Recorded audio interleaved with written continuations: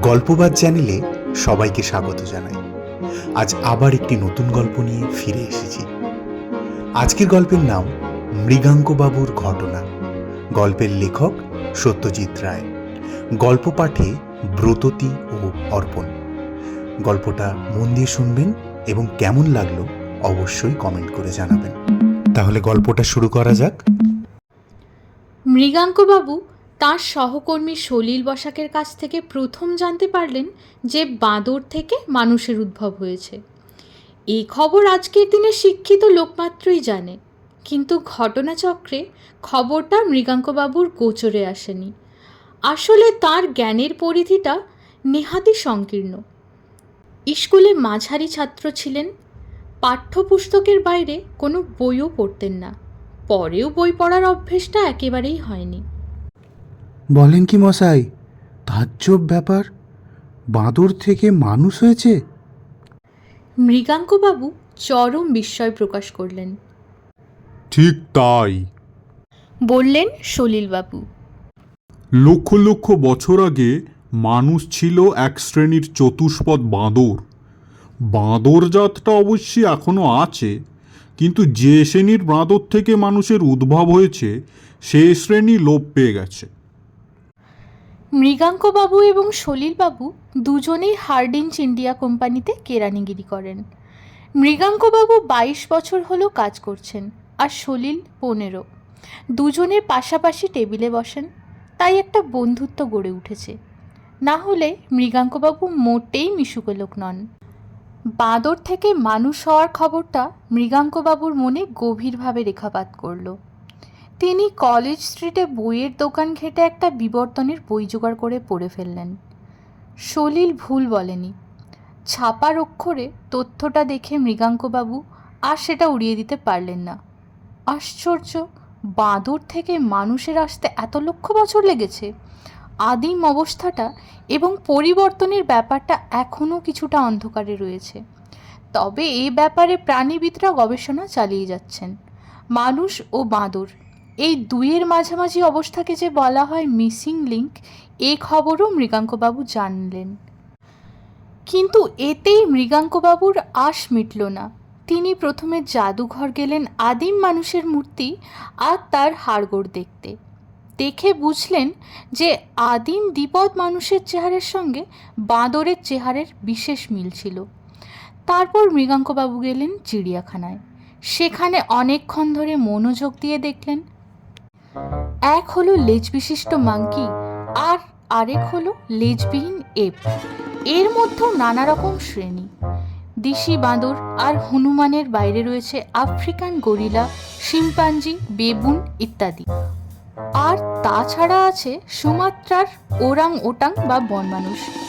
এই যে মানুষ কথাটা জুড়ে দেওয়া হয়েছে, এটা মৃগাঙ্কবাবুর কাছে খুব অর্থপূর্ণ বলে মনে হলো। তার আরও মনে হলো যে সব রকম বাঁদরের মধ্যে আফ্রিকার শিম্পাঞ্জির সঙ্গেই মানুষের সবচেয়ে বেশি মিল। শুধু তাই না, একটি বিশেষ শিম্পাঞ্জি তো মৃগাঙ্কবাবুর সম্পর্কে বিশেষ কৌতূহলী বলে মনে হলো। বারবার তার দিকে চাওয়া, এগিয়ে এসে খাঁচার শিক ধরে দাঁড়িয়ে তার দিকে চেয়ে মুখভঙ্গি করা, এমনকি দাঁত বার করে হাসা পর্যন্ত। মৃগাঙ্কবাবুর মনে হচ্ছিল যেন জানোয়ারটিকে তিনি অনেক দিন থেকেই চেনেন। চিড়িয়াখানায় ঘণ্টাখানেক কাটিয়ে বাড়ি ফেরার পথে মৃগাঙ্কবাবুর হঠাৎ কালু মামার কথা মনে পড়ে গেল। মৃগাঙ্কবাবুর যখন বছর 25 বয়স, তখন কালু মামা একবার কিছুদিনের জন্য তাদের বাড়িতে এসেছিলেন। তখন তিনি মৃগাঙ্কবাবুকে মাঝে মাঝে মর্কট বলে সম্বোধন করতেন। এই মরকট, মোড়ের দোকান থেকে এক প্যাকেট সিগারেট কিনে আনতো। মৃগাঙ্কবাবু একদিন না জিজ্ঞেস করে পারেননি। আচ্ছা কালু মামা, তুমি আমায় মর্কট বলো কেন? কালু মামার উত্তর দিতে সময় লাগেনি। তোর চেহারাটা মরকটের মতো, তাই আয়নায় নিজের মুখ দেখেও বুঝতে পারিস না? কপাল ছোট, কুতকুতে নাক, নাক আর ঠোঁটের মাঝখানে এত বড় ফাঁক। মরকট বলবো না তো কি বলবো? তোর হাতের আংটিটায় যে এম লেখা রয়েছে সেটা আসলে মৃগাঙ্ক নয়, ওটা মরকট অথবা মাঙ্কি। তোর আর চাকরি খুঁজতে হবে না, চিড়িয়াখানায় খাঁচায় তোর জন্য ভ্যাকেন্সি রয়েছে সব সময়। মৃগাঙ্কবাবু অবশ্যই এরপরে আয়নায় নিজের চেহারাটা খুব ভালো করে দেখেছিলেন। কালু মামা খুব ভুল বলেননি, একটা বাঁদুরে ভাব আছে বটে তার চেহারার মধ্যে। তখন মনে পড়ল স্কুলেও মহেশ স্যার তাকে এই বাঁদর তোর বাঁদরামো থামা জাতীয় কথা বলে ধমক দিতেন। তখন মৃগাঙ্কবাবুর বয়স 12-13। নিজের চেহারা যে বাঁদরের মতো হতে পারে এ খেয়াল তার হয়নি। শুধু মুখে নয়, পিঠে একটা কুঁজো ভাব, তার শরীরের লোমের আধিক্য, এ দুটোও তাকে কিছুটা বাঁদরের কাছাকাছি এনে দেয়। সলিলের কথাটা তার আবার মনে পড়ল। সুদূর অতীতে যে বানর থেকে মানুষের উদ্ভব হয় তার কিছুটা ছাপ এখনও মৃগাঙ্কবাবুর চেহারায় রয়ে গেছে। চিন্তাটা তাকে বিব্রত করতে লাগলো। আপিসে টাইপ করতে করতে মনে হয় আমার মধ্যে বিবর্তন পুরো হয়নি, আমার মধ্যে খানিকটা বাঁদর এখনও রয়ে গেছে। কিন্তু পরক্ষণেই মনে পড়ে বাঁদর কি আপিসের ডেস্কে বসে টাইপ করতে পারে? তার চেহারার সঙ্গে বাঁদরের যেটুকু সাদৃশ্য সেটা সম্পূর্ণ আকস্মিক। সেরকম তো অনেক লোকের চেহারার সঙ্গে জানোয়ারের মিল আছে। অ্যাকাউন্টস ডিপার্টমেন্টের সুরেশবাবুর মুখের সঙ্গে তো ছুঁচোর আশ্চর্য সাদৃশ্য। মৃগাঙ্কবাবু 16 আনাই মানুষ, এ নিয়ে সন্দেহ প্রকাশ করার কোনো কারণ থাকতে পারে না। এরই মধ্যে একদিন মৃগাঙ্কবাবুর খেয়াল হলো যে তিনি কলা আর চিনেবাদামের বিশেষ ভক্ত। আপিস থেকে ফেরার পথে রোজই দুটোর একটা কিনে খান, আর এ দুটোই হলো বাঁদরের প্রিয় খাদ্য।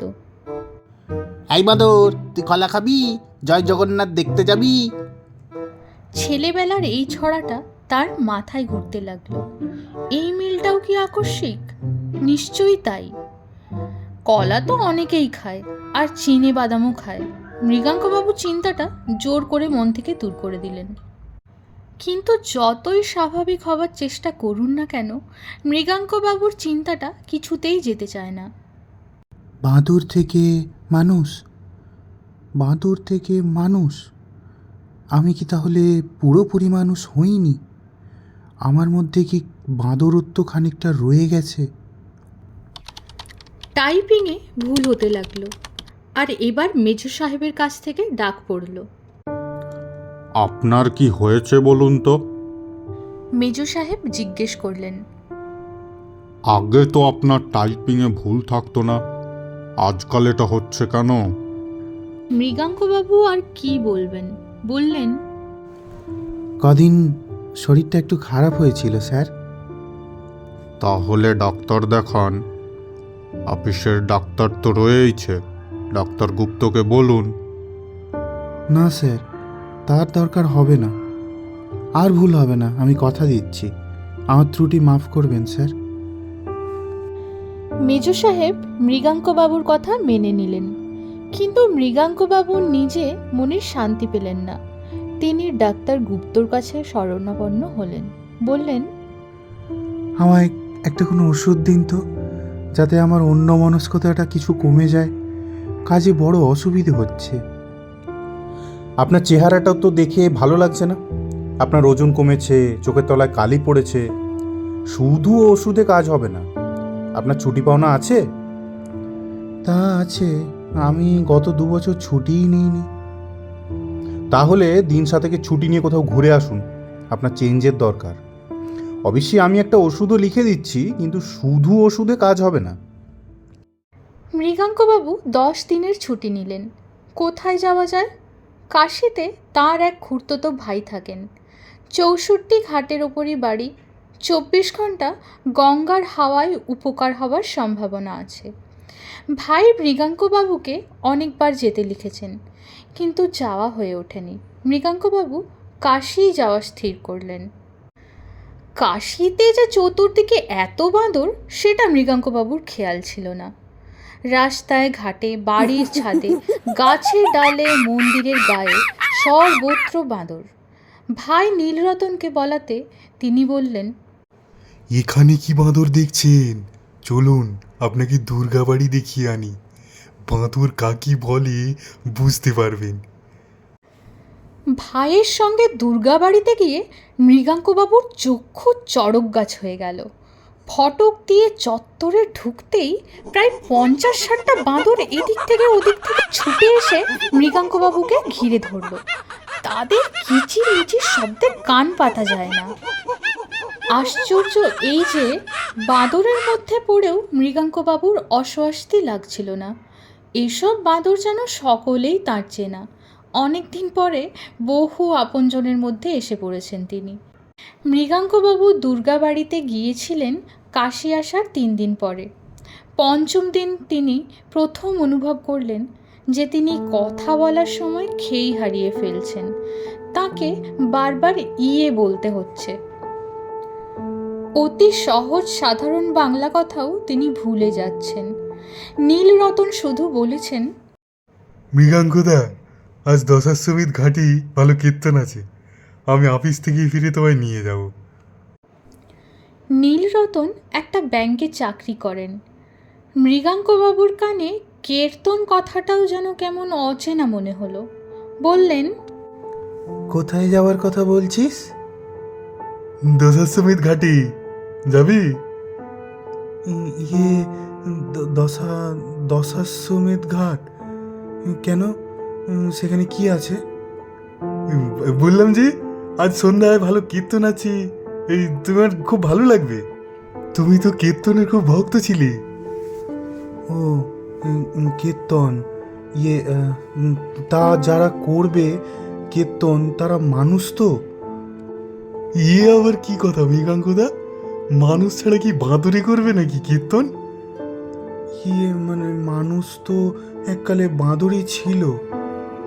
যা, তুমি বড় আজীবাজি বকছো মৃগাঙ্কদা, এই ধরনের রসিকতা ভালো লাগে না।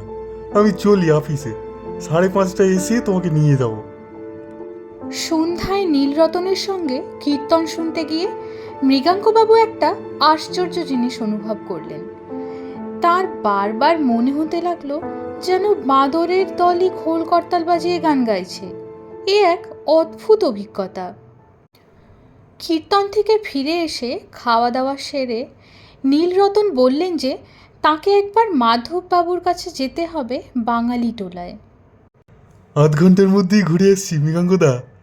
আমার হোমিওপ্যাথিক ওষুধটা ফুরিয়ে গেছে। উনি ডাক্তার, নিজেই ওষুধ বানিয়ে দেন। নীলরতন চলে যাবার পর মৃগাঙ্কবাবু বুঝতে পারলেন যে তার একবার বাদরের মতো হেঁটে দেখতে ইচ্ছে করছে। খাটের পাশে মেঝের ওপর উপুর হয়ে সামনের হাত দুটোকে পায়ের মতো ব্যবহার করে মৃগাঙ্কবাবু ক্ষয় কয়েকটা চক্কর মারলেন। 4 চক্কর খাবার পর ঘরের দরজায় চোখ পড়তে দেখলেন নীলরতনের চাকর রামলাল চোখ ছানা বড়া করে মুখ হাঁ করে চৌকাঠের দিকে বাইরে দাঁড়িয়ে রয়েছে। মৃগাঙ্কবাবু দাঁড়িয়ে পড়লেন। তারপর রামলালের দিকে চেয়ে বললেন, ইয়ে অত অবাক হওয়ার কি আছে? কাশিতে থাকিস আর বাঁদর দেখিস নি কখনো? রামলাল কিছু না বলে ঘরে ঢুকে বিছানা করতে লাগলো। মৃগাঙ্কবাবু বাকি যে কদিন ছিলেন কাশিতে সে কদিন প্রায় কথাই বলেননি। নীলরতন একবার বললেন, কি হলো মৃগাঙ্কদা, আপনি এমন চুপ মেরে গেলেন কেন? শরীর টরীর খারাপ হয়নি তো? মৃগাঙ্কবাবু বললেন, শরীর, ইয়ে কই, শরীর তো ঠিকই আছে। মানে আসলে ইয়ে বাঁদর থেকে মানুষ যেমন হয় তেমনি মানুষ থেকেও বাঁদর, মানে বিবর্তনের উল্টো আর কি। নীলরতন বেশ অবাক হয়ে গেলেন, যদিও খুলে কিছু বললেন না। মৃগাঙ্ক তার মাথাটা ঠিক আছে তো? একবার মাধব ডাক্তারকে দেখালে হতো না? 2 দিন পরে মৃগাঙ্কবাবু কলকাতায় ফিরে এলেন। হাতে সুটকেস নিয়ে হাজরা লেনে তার বাড়িতে ঢুকতেই সামনে চাকর দাশরথী পড়ল। পুরনো চাকর একগাল হেসে বলল, বাবু ফিরেছেন? সব মঙ্গল তো? মৃগাঙ্কবাবু বললেন, হুপ। দাশরথী হো হো করে হেসে বলল, কাশিতে খুব বাঁদর না বাবু? আমি একবার গেছিলাম ছোটবেলায়। মৃগাঙ্কবাবু বললেন, হুপ। এই ঘটনার 4 দিন পরে কলকাতার সব খবরের কাগজেই খবরটা বেরোলো। চিড়িয়াখানার একজন কর্মচারী গতকাল ভোরে শিম্পাঞ্জির খাঁচার সামনে মাটিতে একটি বাঁদর শ্রেণী জীবকে পড়ে থাকতে দেখে। জানোয়ারটা ঘুমোচ্ছিল, বোধহয় মাঝরাত্রিরে পাঁচিল টপকে ঢুকেছে। চিড়িয়াখানার সুপারিনটেন্ডেন্ট জানিয়েছেন, এই শ্রেণীর বাঁদর আগে দেখা যায়নি। ঘোড়া ও গাধার সংমিশ্রণে যেমন নতুন জানোয়ার খচ্চরের সৃষ্টি হয়, এও হয়তো 2 শ্রেণীর বাঁদরের সংমিশ্রণে সৃষ্ট একটি নতুন প্রাণী। প্রাণীটি বেঁচে আছে এবং বাঁদরের মতোই হুপ হাপ কিচিরমিচির শব্দ করছে। সবচেয়ে আশ্চর্য এই যে বাঁদরের বাঁ হাতের অনামিকায় একটি আংটি পরানো, তাতে নীলের ওপর সাদা দিয়ে মিনে করে লেখা ইংরেজি অক্ষর এম। গল্পটি মন দিয়ে শোনার জন্য অনেক ধন্যবাদ। কেমন লাগলো অবশ্যই কমেন্ট করে জানাবেন। আর যদি ভালো লেগে থাকে তাহলে চ্যানেলটিকে প্লিজ সাবস্ক্রাইব করে দিয়ে পাশে থাকা বেল আইকনটি প্রেস করে দেবেন, যাতে এরকম অনেক নতুন গল্প নিয়ে আপনাদের সামনে ফিরে আসতে পারি। ধন্যবাদ।